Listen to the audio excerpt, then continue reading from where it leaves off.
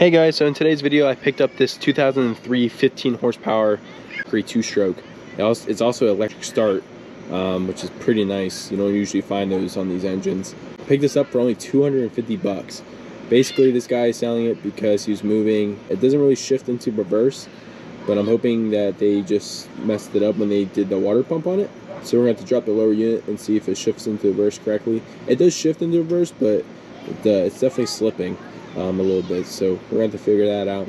And other than that, the motor's just really dirty. It's not that the motor is bad looking or anything, it's definitely a saltwater motor. It was on a sailboat, but you can just see how disgusting this skeg is in the lower unit. So we're going to have to wash this up, and I think it'll turn out really nice.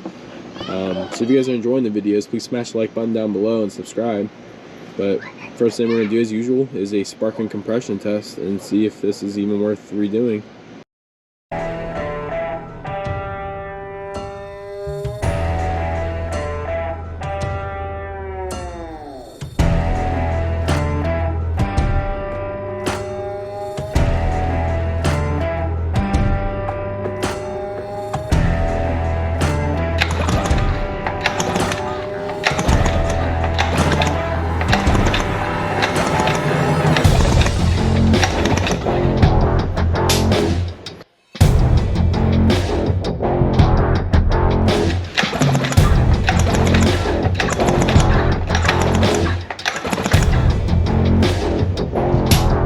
So I had 108 in the top cylinder and 105 in the bottom cylinder, so only 3 pounds off, which is really good for this power head. So now we're going to install the spark tester and see if we have spark on the engine. So now that the spark tester is all hooked up, all you want to see is good spark between the 2 top prongs, and if we have good spark, then we have a good power head, and all we have to worry about is the fuel system, the shift issue. So let's see if we have good spark.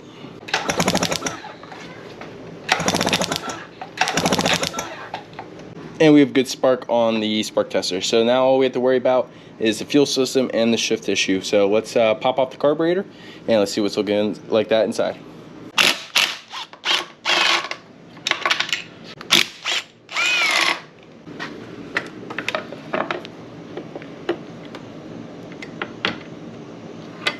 Now guys, once you get your starters off, this is a good time to check your connections to see if there's any corrosion. On mine, these connectors are a no-no in the marine industry. You should always use heat shrink. So I'm going to be replacing this on mine, but there is some corrosion. I don't know if you guys can see it, but there's corrosion building up on the terminal ring. So when you get the starter off, check your terminals and see if there's any corrosion or buildup going on. And then so you can fix it so you don't have any issues when you're out on the water.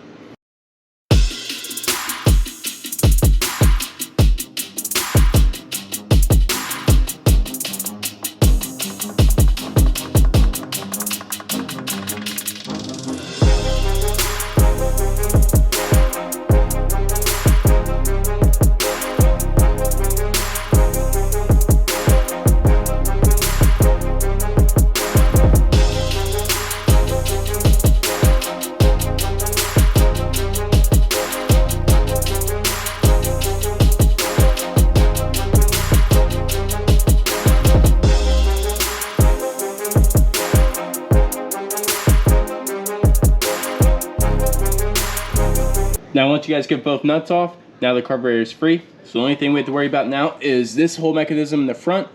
As we all know, the bottom of this cups under the carburetor with a little circle. I'll show you guys once the carb is removed. And then also all we have to worry about is a small peanut hose at the bottom of the carb. So when you're removing it, don't just rip it out. Slowly pull it out, and you'll see the hose, and then you'll remove the hose. So I'm going to show you guys how to do this. Usually to do this is you'll take this, push it down a little bit, and start working your carburetor out. Just work really slowly, and then eventually, usually I can get this side to pop out first, and you take the carb, twist it, and then you should be able to pull it out off this side. I'm going to do it really slow for you guys. Hopefully you guys can see me do this, and hopefully this helps you guys remove these carbs. So let's remove this carb and throw it on the bench and get it into a teardown. So I'm saying, so you'll take it, slowly work it, make sure you don't force it out, don't break anything here. Make sure you're checking everything out. Still cupped underneath.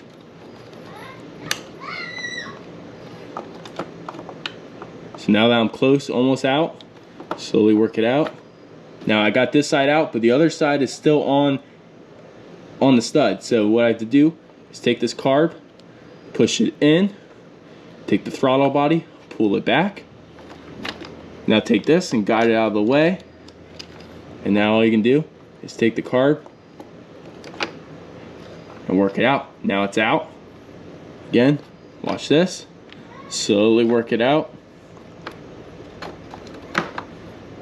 till you're about, just get it out.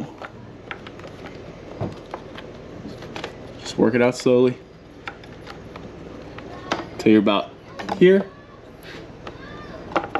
Now if I can show you guys, once you get to there, you'll see that the hose is connected underneath. All you have to do is pull that hose off and the carburetor is free. So let's pull this hose off and let's get the carb on the bench.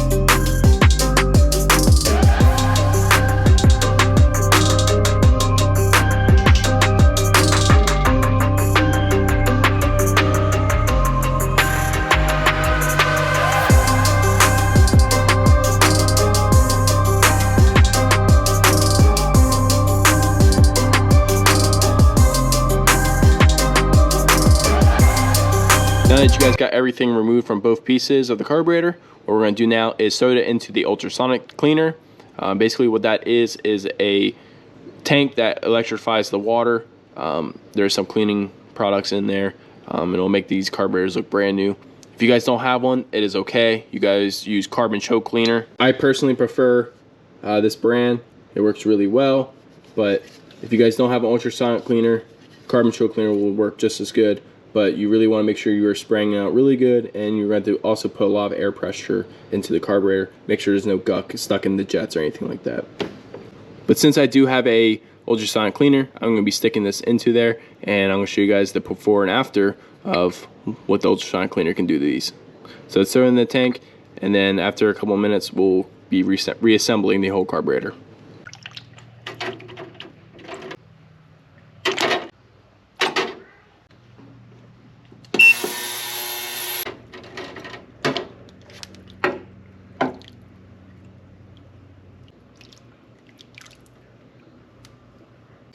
Okay guys, so now that the carburetor is done with the ultrasonic cleaner, I did spray all the jets out with air, and it looks brand new. The ultrasonic cleaner really makes these carbs look really good. Here's the bowl. So I recommend, if you're going to be doing carbs or anything like that a lot, I recommend you guys get an ultrasonic cleaner because they make them look brand new. So now that we got the carb back, what we're going to do is rebuild the carburetor with the whole new carburetor kit. I will have it linked in the description down below if you guys want to know what carb kit I used. But it pretty much has everything you need.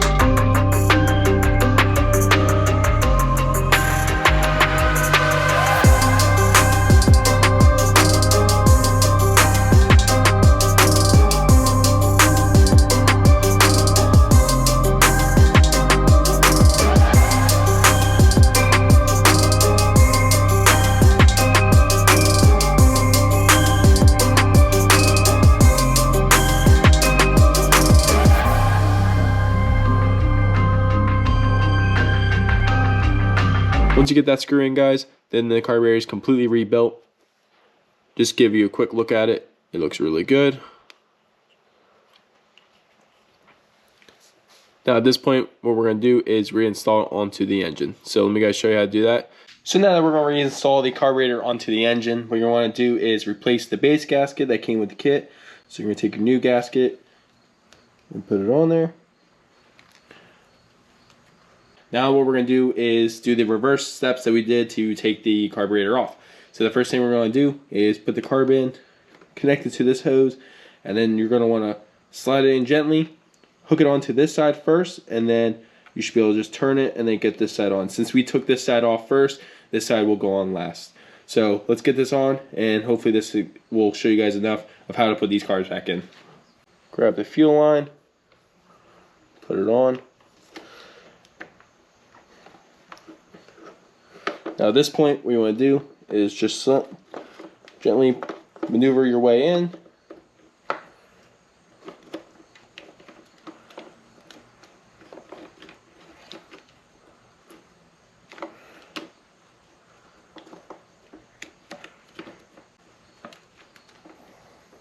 Just take the carb. So once you get to this point, I just got the other side hooked onto the studs. So right here, what you want to do is take the carb, pull the throttle back, move the carb back, and just gently work it in until it goes onto the other side of the stud. And now the carb is in. Now we want to do this from this point in is throw on one of the nuts so the carb doesn't fall off. Once you get the nut started, now the carb is not able to move. So again, guys, when you're putting these back in, you just want to do it really slowly. Usually, if you take the carb, rotate it this way, get that stud on first, and then you take the carb and then rotate it back this way, and you'll be able to get on this stud. After that, all you want to do is take this assembly, and you'll feel it just cup underneath the carburetor. So I felt the cup right there. So now that part is locked onto there. So now all we're going to do is install both nuts on each side and torque them down.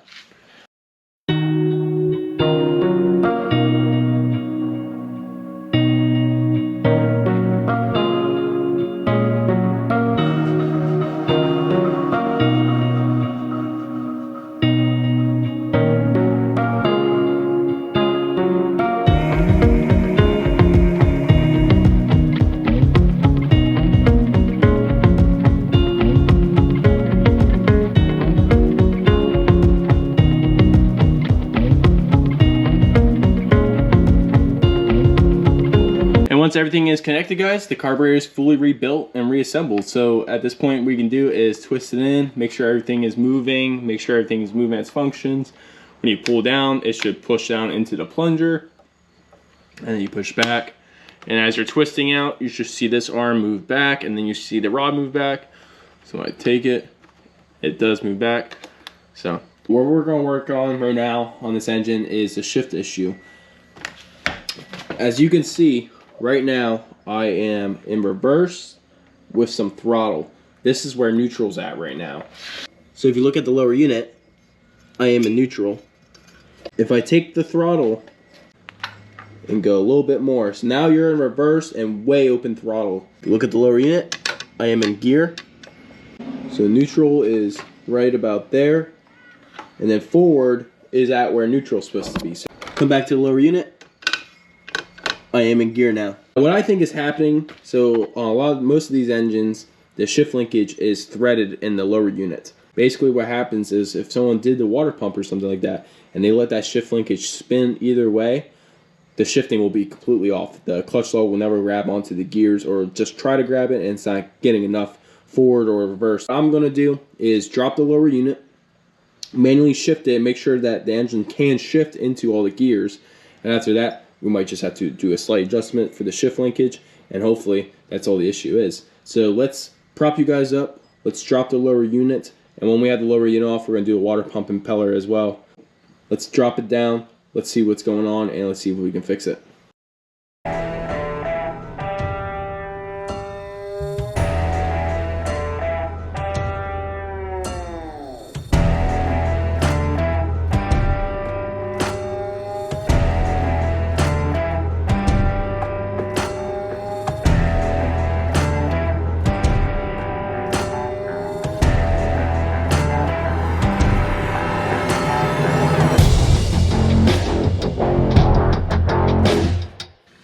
got the lower unit off. We're gonna throw it up on the stand and break it open the housing and then mess with the shifting.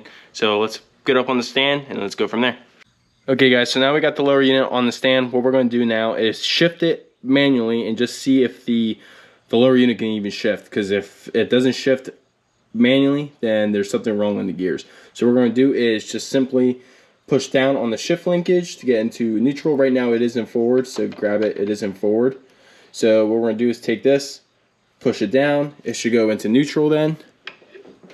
Then after that, what we'll do is spin the prop at the same time and we'll push down even harder and it should lock into reverse. If that doesn't happen, then we have an issue in the gearbox. So let's see if it does shift. So again, we're in forward, grab your shift linkage, gently push down, spin the prop. So I am in neutral there. As I'm spinning the prop, you should feel a lock into gear, and it does lock into reverse. So that's a good sign actually. So now we know that there's not something wrong with the gearbox. It's them, whoever installed the lower unit must have got this out of whack. So what we can do is shift it back into neutral. Okay, now what we're gonna do from this point is take it and thread it in and see how many turns it is, because this is threaded in. So once you take it, well, that's the issue right there. They have this maxed all the way down, which is wrong on these. The exact amount of turns they're supposed to be, but I know some of them are 5 turns out, some of them are 13 turns out. So, I mean, there's a wide variety of positions that it can be in order for it to shift. Typically, what you can do is put the engine into neutral, in true neutral, put the engine into neutral, and then from that point on, you'll just keep installing the lower unit and seeing if the hole lines up with the hole in the upper on the power head. If they line up, then the engine will shift. So what we're gonna have to do is figure out a starting point. Now I know a good starting point is probably about 5 turns out. So you're gonna do is take it half, 1, 1.5, 2, 2.5, 3, 3.5, 4, 4.5, and then 5. Try it there. If it doesn't fit, then take it out, thread it out more and more until eventually all of it lines up. Now I'm talking about when it lines up, that's what this pin is for. And this goes up at the power head, and the shift linkage cups in and has a hole in it. This slides into the hole and locks the upper to the power head. This is the pin that you want to line up. If they aren't lining up, then the engine's never going to shift correctly the way it's supposed to be. So what we're going to do is change out the water pump, and then once we get to installing the lower unit again, I'll explain more in depth of how you want to figure this out. So right now, let's just pop off the housing. Let's see what the water power looks like, and then go from there.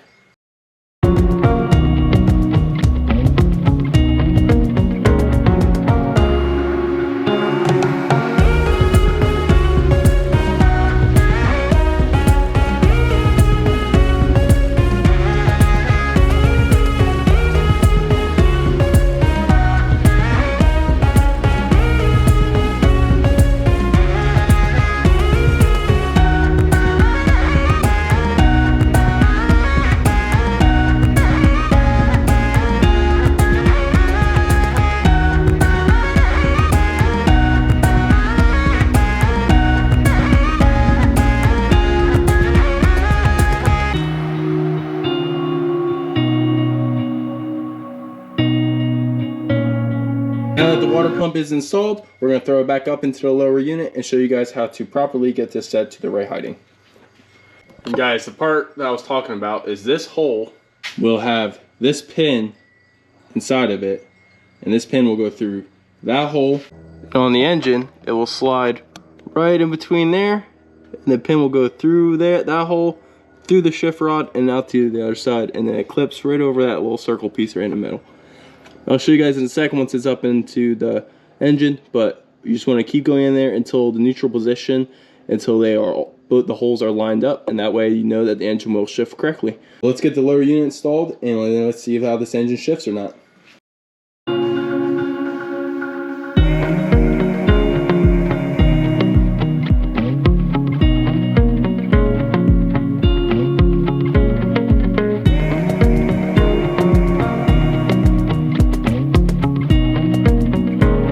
Okay guys, so after multiple trying and sizing up the shift linkage, I found out for my engine it was 9 turns out. So you can see the shift linkage is down there, and there's the pin. So the pin goes in and then it cups over right in the center. Right now I am in neutral, so on here I am lined up. So if I shift it into forward, you hear it click into the lower, and you're in forward. Now you can do this the same for neutral. Now when you go to neutral, you want to hear it shift nicely. So neutral's right there, right where it's supposed to be. Now I'm going to spin the prop with my foot at the same time of shifting. Felt it click right there, so right where it should be, right in this general area. Come back to the lower, and you are in reverse. And then if you go back to here, feel a shift, and you're back in neutral.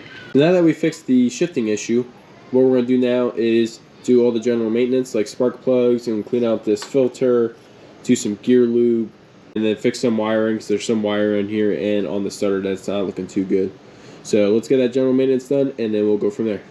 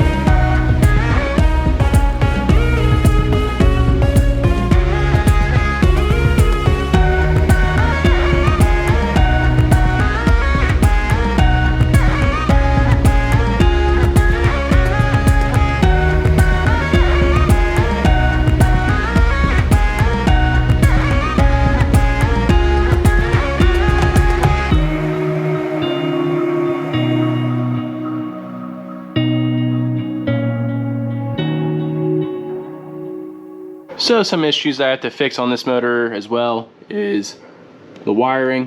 What we're going to be doing then is replacing this whole wire, and then we're going to be replacing these two ring terminals with heat shrink. They did not use heat shrinks for any of this stuff, so there is some corrosion building up. So I'm going to be splicing these, putting all new rings on. This one actually goes to the starter and has a hole in it, and then it's starting to corrode pretty good, as well as the ring terminal that is for the negative. Also, the nut is missing on top of this starter, so even if I tried using the electric start, this probably will have flung right off. So it's a good thing I did not try to use it. So I fixed up all the wiring and all the ring terminals, and I've replaced this wire completely. So all I'm going to do now is reinstall the starter, and then I'm going to have to get a nut and a spring for this starter so this doesn't fly off.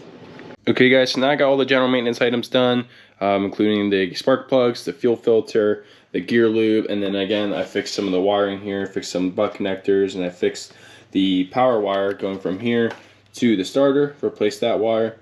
And the only last thing I'm going to replace are these mounting studs, just this end piece because they are very rusty, each sides.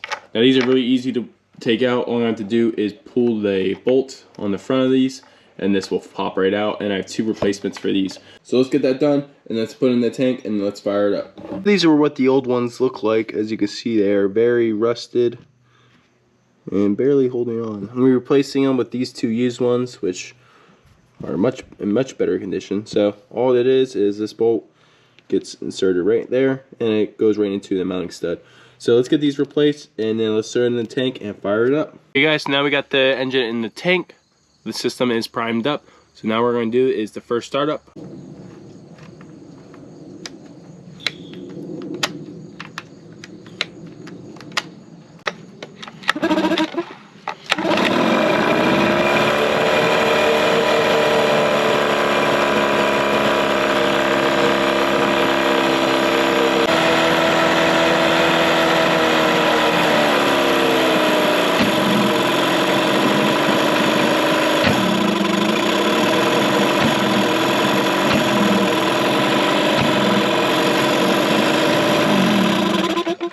It sounded like the engine was backfiring right there.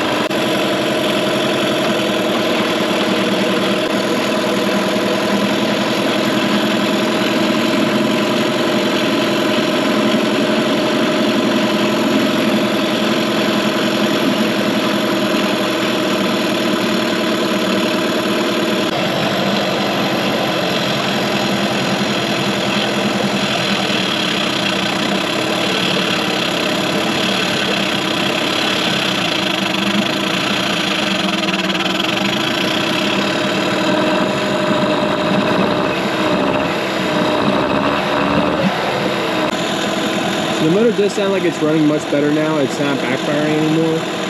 I just on the carburetor a little bit. I spread a lot of power tune. I think there might be a vacuum leak somewhere. I'm not 100% sure. It's not backfiring anymore. It could have just been that it needed to be cleared out. So all we're gonna do now, guys, is let it idle for a while in gear, and I'll come back in probably like 15 minutes. The engine's still running and it hasn't been backfiring. All we're gonna do next is take this right over to the lake and do a lake test on it.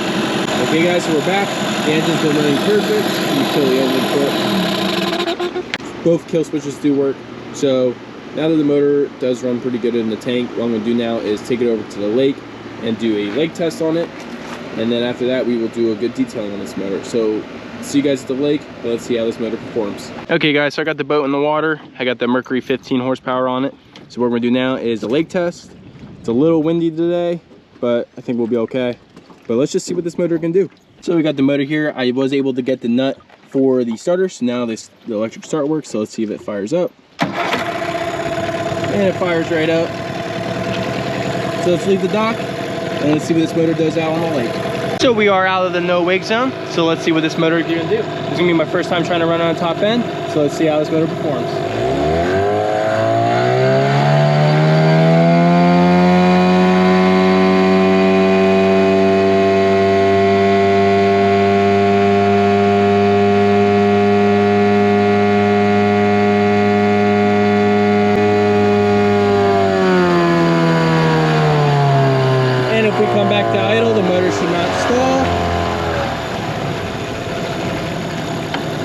Which it does not. And it also goes into reverse. So it shifts into reverse. The motor should be moving us backwards, which it is. So now that we know the motor runs, what we're gonna do is just run around on the lake and see what it can do. And we'll come back if the motor stalls or anything.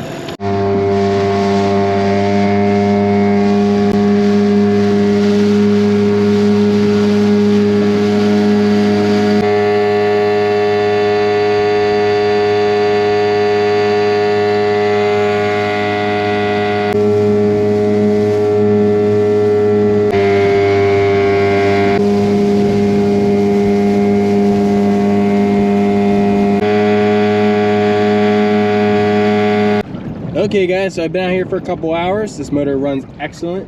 So what we're going to do now is take the boat back to the boat ramp and load it up onto the trailer. But first I'm just going to show you guys that all the kill switches work and the motor is running as it's supposed to be. What we're going to do is fire it up. It's electric starter. That works.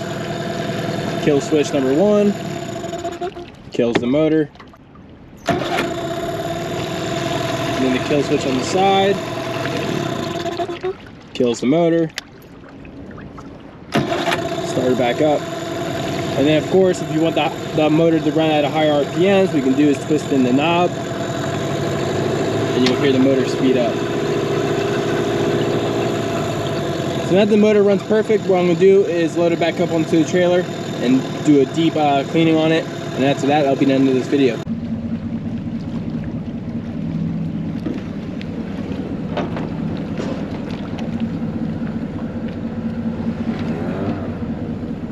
So I just finished a full detailing on this motor and it looks brand new. Looks really good compared to what it used to. All the mildew and all that scum at the bottom I got all off, and I can't be more happier for this engine. But this is going to wrap it up for the video, guys. If you did enjoy the video, please smash the like button down below because it does help me a lot. It encourages me to keep making these videos for you guys, as well as subscribe so you guys don't miss any more content in the future. There will be a lot more coming out.